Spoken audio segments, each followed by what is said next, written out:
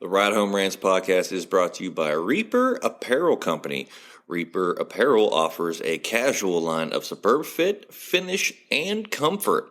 We design for those who refuse to die slowly and choose to live untamed. For those who aren't afraid to face the dark, for the ones that thrive in it, and for those who can appreciate life through a grim lens. That's Reaper Apparel Company. Go to the link in the description of this episode, use the promo code Mike Bono, and get 10% off. Also, the Ride Home Rants podcast is brought to you by my own personal merch store, the Stupid Should Hurt merch store. I have hats, I have t-shirts, hoodies, coffee mugs, water bottles, notebooks, you name it, I've got it. The description and the link for that will be in the description of this episode. Also, right now, if you use the promo code WELCOME, I will give you 5% off of your first purchase. That's the Stupid Should Hurt merch store. Also, the Ride Home Rants podcast is brought to you by Tactical Brotherhood, all American-made apparel, which helps support the Second Amendment. You can also find all this in the description of this episode with the link, Tactical Brotherhood. Part of every proceed does go to helping veterans, as it is a very good cause. All American-made products made right here in Minnesota. Go and check them out. Use the promo code PATRIOT15 to get 15% off your purchase. Now, let's start the show. Welcome, everybody, to another episode of the Ride Home Rants podcast. This is, as always, your host, Mike Bono. I have a fantastic episode for us today. My guest today, he is a former guest of the show, but he was on with his brother, so it's going to be nice to sit down and have a talk with him one-on-one, just like I did with his brother, Jason Bickel. Adam Bickel joins the show once again. Adam, good to catch up again, my man. How you been? Things are good. I appreciate you having me back on. I guess we did something right the first time around. Yeah, you guys were all right the first time, so we figured we'd get you back around for a second go round. But I wanted to get the brother dynamic on a separate stage. You know what I mean? Yeah, absolutely. No, I appreciate it. Yeah, you guys had a good podcast together and a good dialogue. So it's always good to hear you. That's for sure. Hey, I appreciate it, man. First and foremost, I got to get this out of the way. What did you think of the Super Bowl? Great game. Obviously nobody likes to see it end on a penalty like that, but if you're going by the book, yes, it was the right call. It just stinks that it came down that way. But yeah, the back and forth battle was awesome. I mean, me being a defensive type of guy, it sucks seeing that many points, but it's from a fan perspective, I enjoyed it. Yeah, I enjoyed it. I mean, and it was hard for me to root for Philly because I am a Pittsburgh fan at heart. I grew up an hour outside of the city of Pittsburgh in West Virginia. And, you know, I can't root for anybody Philly, but I like Jalen Hurts. Like, he just does everything right. And the dude, in my opinion, should have been the MVP even with a loss. What do you think about that? Yeah, that's what a lot of people were talking about. I don't disagree. I mean, he definitely put up some numbers and made a lot of plays. Philly, they're interesting because they seem to have the right players in the right spots, the right components. They're a nice team to watch. And obviously they're going to be back in this next year, right? I fully believe so, and it pains me to say that you know, a team from Philly is, but I can't, as a sports fan and an enthusiast and somebody who has a journalism and sports broadcasting degree, I mean, I look at it from that lens when I'm watching a game and everything, and I'm sure you kind of have the same thing being a coach and everything like that, so you see the game in a different way than most people, and you brought me to my next point in that call at the end of the game. I mean, by the letter of the law, it's the correct call. Does it suck that it was at that point in the game? Yes. But, I mean, I don't see what the gripe is about because if you read the rule, it's he broke the rule and got flagged for it. Yeah. And that's where, I mean, you see that across the board with all the sports, I think, right now is that we all have so much ability to see the replays and the refs seeing it live. Maybe they aren't seeing it all the time. And I think that was a part of people's complaint. It's like, why didn't you call that all game? Well, maybe they didn't see it all game, you know, whatever the case may be. So there is human error that comes with it. But yes, to that play, alone, that was the letter of the law. He held on to him too long. Right. And I mean, I understand that they're saying, oh, well, Juju didn't make the gripe that he did in the first half. Well, I mean, it's a crucial point of the game. You're going down to win the game, essentially. And you know what? The play in the first half happened in midfield, I believe it was. And it was to the point where, yeah, the refs aren't in a 10-yard box to see everything that they were when they were in the red zone to go in to score. I mean, you got refs everywhere, but when you condense them down, do you see more calls, being a former defensive coach and everything like that, a defensive-minded coach, that get called in the red zone versus when they're at around midfield or anything like that? Do you see that from your perspective? Well, I think I'll say yes a little bit, just because some of the coverage is changing up the closer you get to the red zone too. It's a lot more man on man, and there's a lot more activity and bumping down there. So I think a play like that, it's not uncommon to get that type of hold call in that tighter situation. Yeah, I mean, just from what I've seen and just kind of going over, bad, I don't want to say bad calls, but calls like this, controversial calls, we'll say, and I'll put that in quotes, controversial calls, you see them a lot more in the red zone. But like you said, it's always man on man. There's typically zero coverage down there. I mean, I'm a former receiver. I know what I had to go up against when I played ball. When we got down to the red zone, I was a red zone specialist. Coming up in the early 2000s, I was 6'5", and the tallest corner in West Virginia at that time was 5'9". So why not?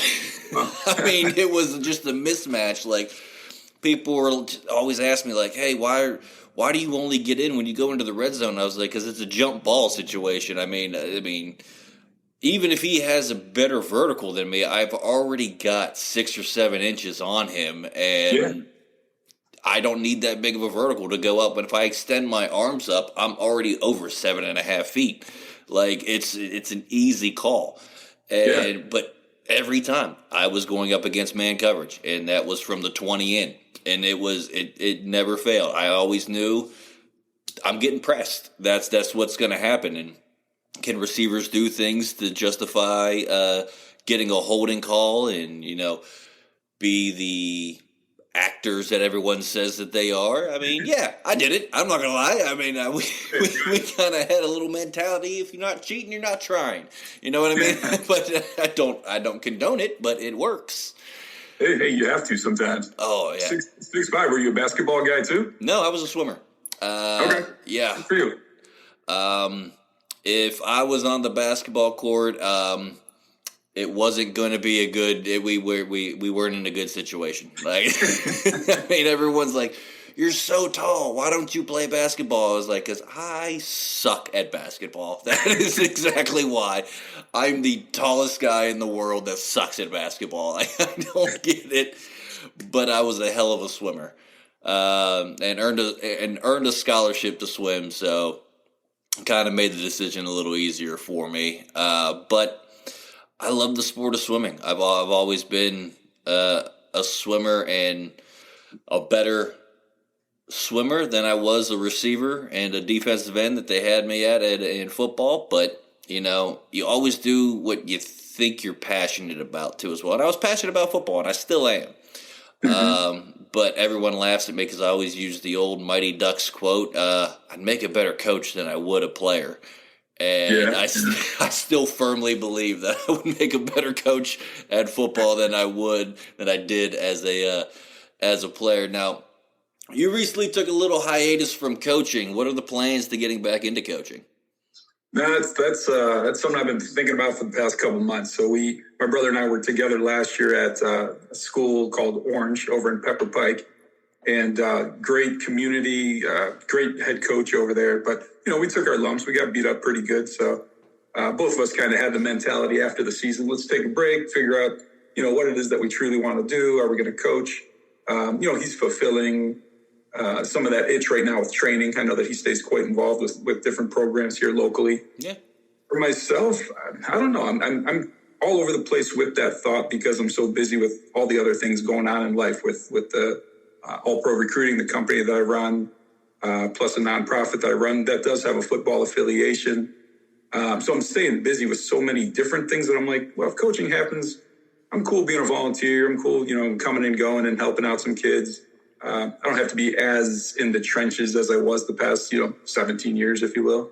So, I'm going to figure that out, let it kind of ride right now. We'll see. Hey, sometimes you got to let it ride, well, I'm rooting for you. I've always rooted for you and your brother, especially since you guys came on the show and everything like that. I'm big supporters of you guys, and I always want to see people that come on my show succeed. So tell me about what you're doing now. Like you said, you're running that all-pro recruiting and your non-profit. So what do you got going on there?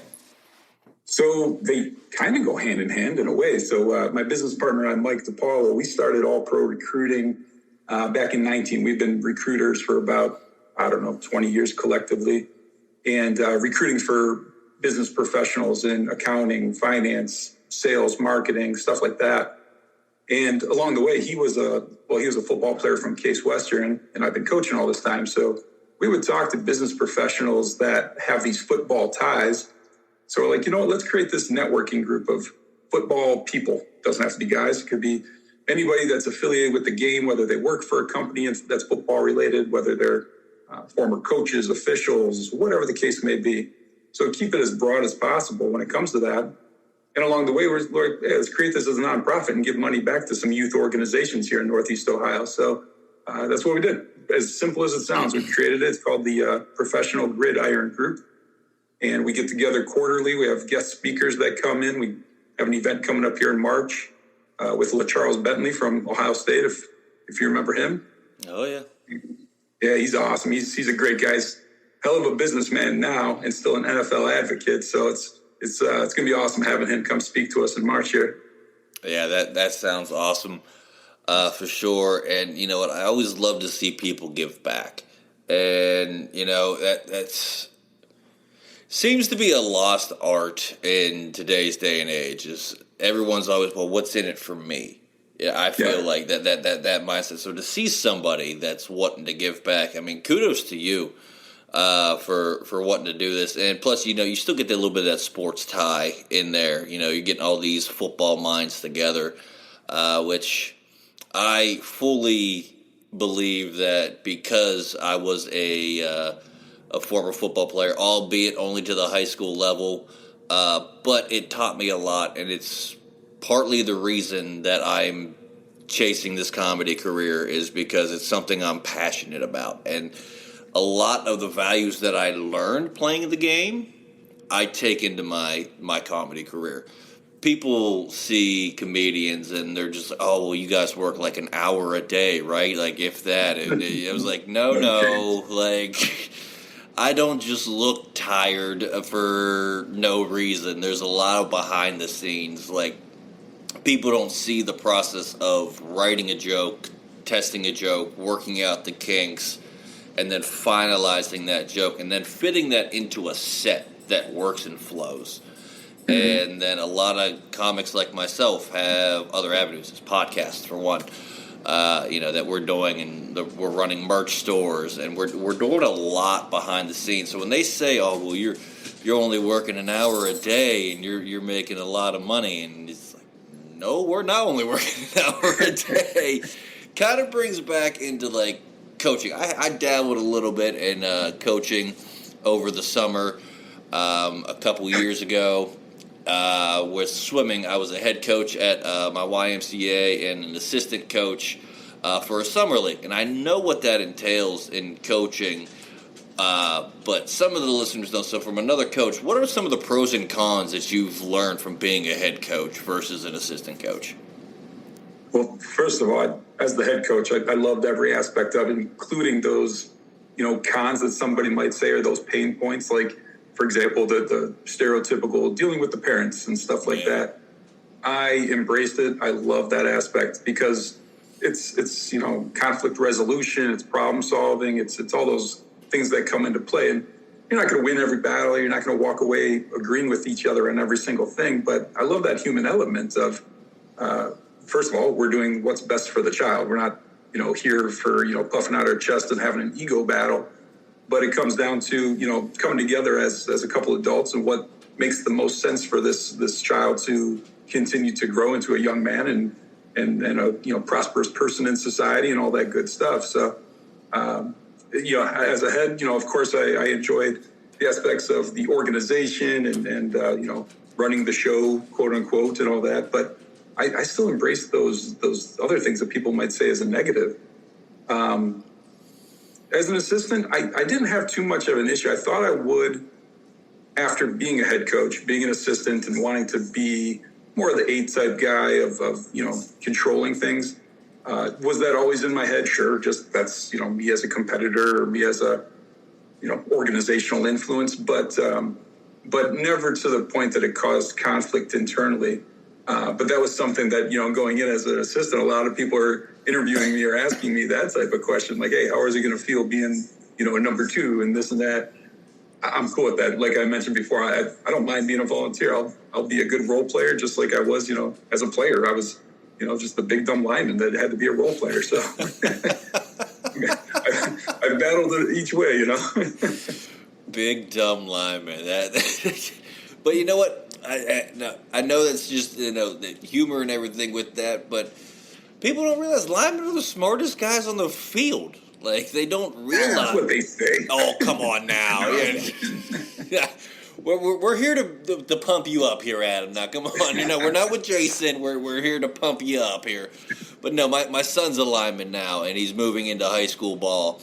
And I've been, I guess, toying with the idea of volunteering at the high school to help out on the football program, too, as well. So it's something I know I can do to give back. And like you said, I love being that role player. When I played ball in high school, I was a role player. I wasn't a starter. I was a special team starter. But offense, no. They used me in the red zone, mainly because I had 6 or 7 inches on every cornerback that was in the league in West Virginia at that time. So I knew my role on the team. I was that special teams guy, and I was that scout team guy, too, as well. I always played the other team's quarterback in practice. Like, people don't realize that. Like, and people don't understand that. Like, oh, this guy only made the practice squad. I was like, okay, what's the problem with being on the practice squad? I mean, he's still on a professional team, and he's still helping a team win. Yeah, absolutely. I think those are the people that are going to succeed that much further in their careers, whatever those careers may be, and where they go in life. I don't want to steal a lot of my brother's material, but, embrace the suck and some of that stuff that comes from the Jackos of the world and all that. It's a part of the, what makes you who you are as a person, how you're going to succeed going forward. So, yeah, even, myself, I was a volunteer for Scout Team just because it's fun and it's another opportunity to get better and things like that. So as a coach, I'm always trying to push the kids to do it. Sometimes high school seniors and all that, they get their ego in the way and, they don't want to go out there because that's the time for the freshmen to get better. Screw that. Get out there and, make yourself better and make the person across from you better, be a better, puzzle piece, if you will. That is, I found out on my senior banquet day. That is honestly the only reason my coach put me on special teams as a senior. And he was just like, well, you've came to practice for the past 4 years. You knew you weren't a starter. Like, you obviously knew, you were 6'5" and almost ran a 5 flat 40. You weren't the fastest kid on the field. Like, I was like, I didn't claim I was fast. I was a possession receiver. I wasn't going to score these 70, 80-yard touchdowns and that. But if you needed a first down, I was your guy. And I knew that. And every time the scout team came up, I was the first person walking in to be on the scout team, to get that extra work. Well, some of these other seniors like, I'm going to go hit the water cooler and go get a drink. I'm good. I'm a senior. I'm good. And he said, you know what, he earned a spot. And, it made me feel a lot better about the season. We didn't have the best season. We went 6-4, made the playoffs, and got crushed in the first round of the playoffs. So, I mean, it was what it was, but to hear that and that reassurance, like everyone's like, "Oh, you're fine." I mean, you earned that spot. I was like, I don't know. I think it's just because I'm a senior, and he's thinking like, "Oh, we got to get this kid some playing time," and but it was good to have that reassurance. I was always one of those players that was always in my own head, I guess I would say. But I feel like that made me work harder. Do you see that in your kids? You grinded it out and earned yourself a spot. And I'm sure that's carried you over to today, right? Absolutely. Especially with comedy. People always say, it's a grind. It's the entertainment business.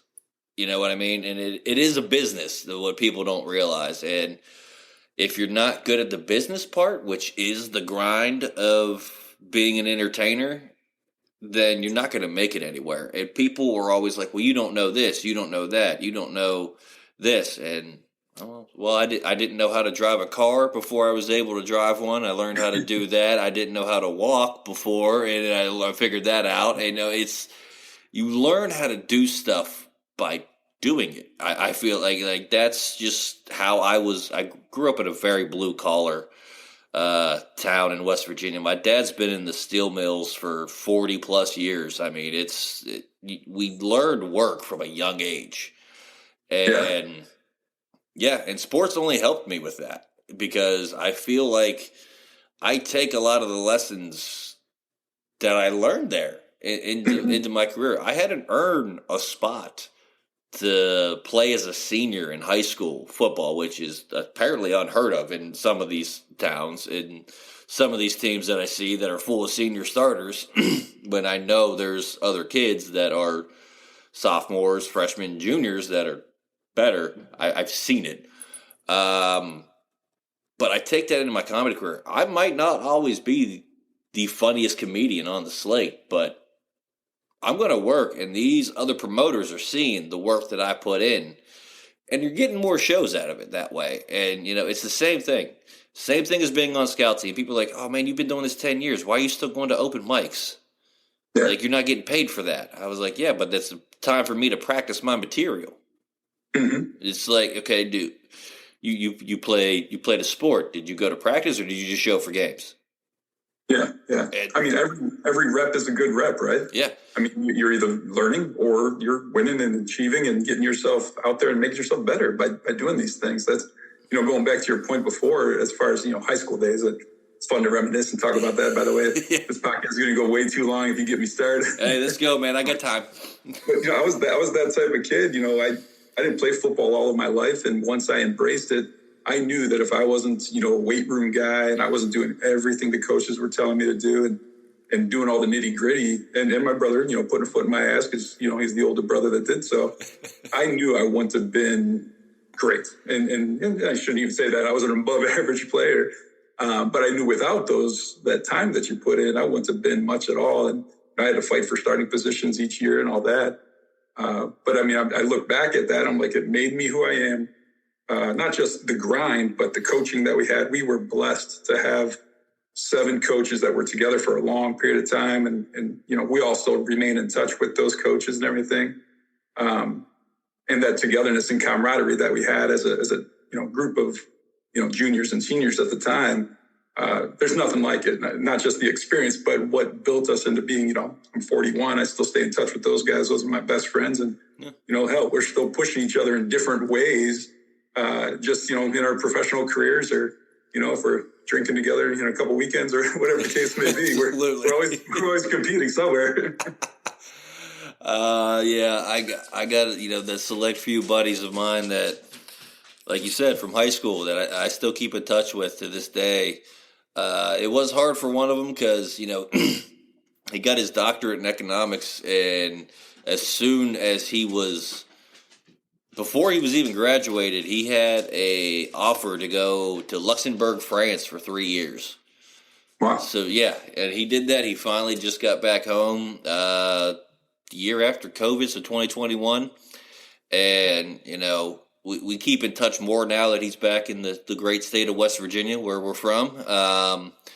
But, it was tough, though. But to this extent was, he still had email. I mean, he still had stuff that we can keep in contact with. And like you said, I mean, I tell him, oh, I went out and had a couple of beers and did this, and he goes, "Oh, I went out too, and I had this many." It was always a competition between us, and I love it. And got another buddy who's a lawyer and a county commissioner and everything like that, and they're like, "Well," they always get on me like, "Well, we're advancing in our careers. Where are you at in yours, Mike?" I'm like, "I'm getting. Trust me. I mean, you'll see me one day. I mean, I might be." Slow. I remember I wasn't the fastest receiver. I'll get there. I'm gonna get there. I'm telling you guys. But then they see clips of my shows, and they're always, pumping me up on social media and everything like that. So you have that friendly, I guess, rivalry. I guess you could say with your buddies. I mean, I have that with every single one of my friends. And even as you say that, I mean, that's kind of a built-in support too. Even if it sounds like a rivalry or a competition. In a way, you can say that that's a form of support and making sure that you're, doing what you're supposed to be doing to better yourself and keep on progressing. In my opinion, I don't know. No, you're absolutely right, and everyone always, they're always getting on me, and it's to the point now. Like when my phone rings at a certain time of the day, my wife knows exactly who it is. It's one of my 3 friends that go at a certain time of the day, a certain time of the night, and she's always looking at me. Typically, it's Fitty. We'll say this. I mean, Fitty, he's on me a lot, but I appreciate everything that he does for the show and everything like that. And it's to the point now. She makes the joke too as well. Oh, is your boyfriend calling you now? Is that who it is? It's like, yeah, it's Fitty. It's fine. He just, but he's always pushing me to be better with the show too as well. Being the manager of the show and everything like that, and I appreciate that. People would deter away from that nowadays. Somebody that's going to push them to be better. That I love it. I love Fitty, and I wish I had an ounce of his energy. Yeah. Well, I think that's a fear that some people have, and they're given. Honestly, I had that fear a couple years ago when we did launch our company, and I was no longer in a team environment with the last company and things like that. I was, before everyone was working from home, I was sitting here at this desk just trying to find ways to motivate myself without that team environment and things like that. I relied on my friends and my business partner. I'm like, guys, you better push me. If you think that I'm out, just golfing all the time or doing stuff I shouldn't be doing, you better, hold me accountable for what I need to do. So with the friendships that we have, the family that we have, it's good to keep that type of consistency with each other. Yeah, absolutely. Now, going back to when you were head coach, I mean, how hard was that for you to get that loyal assistant that you felt like you could count on? Did you always kind of have the same staff, or were you always looking for the same type of person? Or what was your thought process behind, kind of trusting your assistants to make the right calls? It's a good question. And each year, I mean, we definitely had turnover. I was head coach for 5 years. I'd say that there were 3 different offense coordinators, maybe 2.5, I'll say, different defense coordinators, just because I was, calling defense a couple of the years. But each person that I relied on were very strong in who they were and what they did. Actually, some of that turnover, not that it was a bad thing. 2 of those guys went on to become head coaches elsewhere, which I'd love to see. Right. Another went on to be an offense coordinator at a much bigger program, which I'd love to see. And then I had a couple guys that were awesome role players that were with me for the all 5 years, and as loyal as they could be. Awesome. One guy was an alumni of the school, so he had that tie, and we still keep in touch regularly. He's just such an awesome, down to earth human being.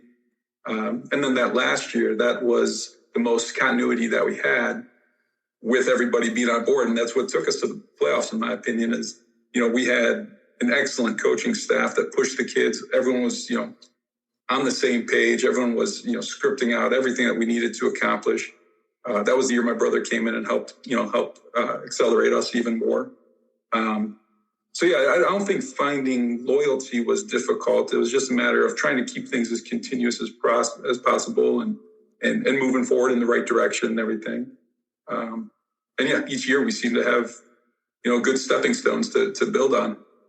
Yeah, I mean, that's obviously great for you as the head coach to see your assistants move on and better themselves. It's people always think that, oh, well, this assistant's leaving. Why they always try to bring it back to a negative to the head coach when it's really a positive. You trusted them, you built them up, and you helped them get a better job, which I think all coaches aspire to be a head coach at some point in time. I mean, why would I don't know anybody that's sitting there thinking, you know what? I want to be a wide receiver coach for the rest of my life. I have no aspiration. You know what I mean? Like that's just insane to think about to me that they don't try to think of it as a positive. How often did you get any of flack from that when your turnover will, again, quotes, go on to be the head coaches? Did they try to spin that as a negative? I never did really from administrators or anything like that. I think it worked out, naturally for some of these guys to get an opportunity elsewhere. And, the person I am and the company I run as far as recruiting, it's all about bettering your career and enhancing your skills and your background by, whether it's finding a completely new job or within your organization, climbing that corporate ladder, so to say. But I always looked at that as a positive. If you have the ability to do bigger, better things, then why not? So I would always try to influence that as much as I can. And certainly I wanted to help any of the guys that I had on a staff, just like I would, within a company. Yeah. Got to ask you though, how did COVID affect your businesses? So yeah, we launched in 19 and then 2020 happened. So were we shitting a little bit? Yeah. It worked out well though. In 2020, there was just 3 of us on the team at the time. And like everyone else, we had to adapt and find, ways of going to market and doing different things. So from a recruiting standpoint, we looked at a lot of those essential companies that everyone spoke about. And, we would market like hell to the food providers and different providers that were out there that were, those markets blew up. So why not try to, penetrate those markets more than what we did in the past? Certain companies that were just closing up shop, unfortunately we had to just stay away from. Also contract services were a little bit bigger than permanent placement, permanent hires. So we just had to adapt on the fly, just go with it. And, we got out of it okay. I think you're doing all right, my man. A lot better than what I guess my industry, the entertainment industry, did. I feel like I've been on Zoom since 2020 because there was the Zoom shows and everything like that, so comedians can still do their work and everything like that. But when the hospitality industry took a hit, I mean, my main gigs are in bars, you know what I mean, and comedy clubs and theaters, and those were pretty much shut down. Mm-hmm. And you learn to grind more because like people always say, well, what are you going to do? I'm going to lean into it and I'm going to keep moving forward. Just because there's, a strong wind, it doesn't mean I'm going to turn and walk with the wind. I'm against the grain kind of guy. I like that struggle. I like pushing into something and coming out the other side of it. And I feel like I did. And you know what I mean? People always say, well, oh, you're doing this, you're doing that. Well, why did you start your podcast? Well, it's not going to go anywhere. Not to toot my own horn, but we're heard in 41 countries and over 1,000 cities. And we're only in year 3. So I'm just like, I pushed against the wind and here we are on the other side. So how good did that feel saying that right there, by the way? That does feel good. It feels awesome, right? It does. I love tooting my own horn. I'm not going to lie. But also proving somebody wrong. Yeah. That's my biggest joy is proving somebody wrong. I don't know why. I guess I'm that cynical. I guess I don't know. But when it's something like this, your podcast isn't going to go anywhere. It kind of is. And just found out the other day too, as well. That, again, we'll get back to you here in a minute, and not to toot my own horn. We are the 26th ranked podcast in Chile on Apple Podcasts for comedy. Like, I mean, I know it's not America, but another country I'm ranked in their podcasting world over. That's very cool. All the millions of podcasts, and my, I guess, little show, people call it, is in the top 50 in a different country. That's hard to do because there's a language barrier too as well. That's very cool. So I wish I would have brushed up on some Chile information. I got nothing to continue right now. I got nothing. I have no idea how we're that big in Chile, but hey, Chile all the way. Let's go. Yes. But all right, Adam, I feel like I could talk to you all day, but we are running down near the end of the episode here. But I don't believe we had this segment when you were out, you and your brother were on, but it is the Fast 55. Oh, yeah. We did? All right. So Yes, for the new listeners out there, the Fast 55 is 5 random questions brought to you by the wonderful manager of the podcast, Johnny Fitty Falcone. These are kind of rapid fire, but you can elaborate if you need to. And Johnny sent these to me like 10 minutes before we started recording, Adam. So we're going to read these together. There's no way to prepare for these. There's nothing. Zero, I'm like, all right. Zero way to prepare for this. But all right, question number 1. Who are your top 5 NFL quarterbacks all time in order from 5 to 1? Oh, man. I'll walk back. 5 to 1. 1, 2, 3. I mean, the first 3 that come to mind. Let me just go 3. 5's a lot. Peyton Manning, Joe Montana, Tom Brady. Tom Brady has to be number 1. I'm not mad at that. I can't be mad at that. I mean, the man won 7 Super Bowls. I don't know, how you don't put him number 1. The longevity that he has. I mean, he did it. I mean, he's the GOAT. Yeah. And that's why a lot of people hated him. I hated him for that reason, because he was that good. You know what I mean? Like, that's the only reason. I had no other reason other than, why are you that good at that at the sport? That was it. All right, question number 2. Which is the best sporting event to see live? Are we talking about like the big event, like a Super Bowl versus a championship of another kind? Or are we talking just which sporting event? Just which sporting event? We'll go with that one. He didn't elaborate on this one, so just which sporting event? I hate to go with the football answer, but I enjoy myself at a football game much more than I do at the other major sports. That being said, you ever seen live tennis? That's a great time. I have not. No. Tennis is pretty cool. I mean, I went to a couple of matches when in college because a couple of my fraternity brothers were tennis players, so I went to support them. But not gonna lie, I didn't make it through the whole match. I saw them play, and I was like, I'm out of here. I don't know. Yeah. But to the same degree, they left after my events in swimming, so I get it. They saw me race and they were out of there. I'm not mad at it. Again, the support's there. It was there. I get it. I'm cool. Question number 3. Do you think NFL players play for the love of the game or the love of the money? It depends who you're talking about. I mean, early on in their career, when they're not guaranteed much, they're playing for a paid check. And when you're an average player and you're still around year 7 and 8, I think at that point you're playing for the love. Yeah, I gotta agree. Blaine Gabbert's still a backup at Tampa Bay. Well, I mean, you're playing for the love of the game at that point. Yeah. Who was the guy I just saw? Again, I know that you run out of time. In the XFL, who said he turned down... A.J. McCarron. Yeah. What a cool little story that is. He turned down an NFL contract just so his son could see him play in the XFL. Yeah, that's awesome. That's love. That's awesome. That's playing for the love of the game. You're absolutely right. Question number 4. Oh, no.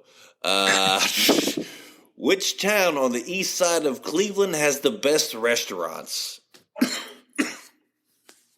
Well, I think he's asking that because we're Lake County guys, right? So. I think so. I think he's trying to find out where to go.